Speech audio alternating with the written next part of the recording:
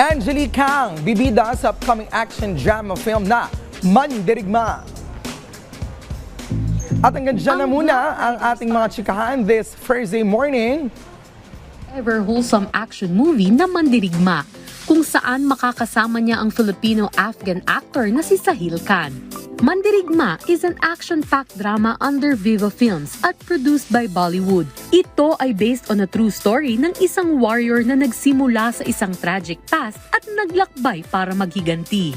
So it will go through Netflix, and I really appreciate my leading ladies, Angelique Kang, and the second lead role for lead lady, Eileen Santiago, supermodel Philippines. She's with us also. This is a very different story from what I've worked before. There's an action movie na there's guns and knives and stuntmans and everything. Action na action siya, and I'm happy that I'm part of this movie. Dito ay ibinahagi rin ni Angeli ang pakiramdam niya na makasama niya ang ilan sa kilala at respetadong artista. Working with them is very heartwarming. Talagang marami kang matututunan sa kanila, and I'm grateful that I've been working with them na nakasama kong one of the great artists. Hindi lang basta aksyon ang hatid ng Mandirigma, kundi pati mga aral na siguradong tatatak sa ating puso. I'm the stepmother of Sahil here sa pelikula na to. It's all about love din talaga and family.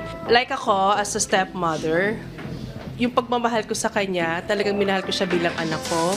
And when the time na kailangan niyang pakita ang kanyang totoong ina, binigay ko sa kanya yung suporta ko, buong suporta ko sa kanya. Ibinahagi rin ng isa sa cast nito na si Natasha Ledesma ang mga paghahanda na ginawa niya para sa naturang pelikula.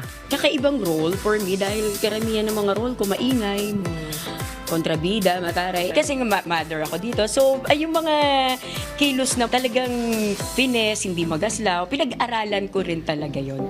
Makakasama rin sa pelikula ang ilan sa bigating pangalan sa showbiz tulad ni Ramon Christopher Gutierrez, Jeffrey Santos, Alger Abrenica, Mark Heras, Rob C. at ang famous comedian vlogger na si Ishaku Ishaya o mas kilala bilang Aiza Aksabaw. At ito ay nasa ilalim ng direksyon ni Danny Marquez.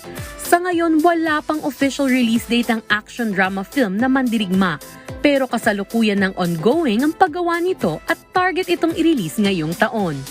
MJ Perenya para sa Talk Biz.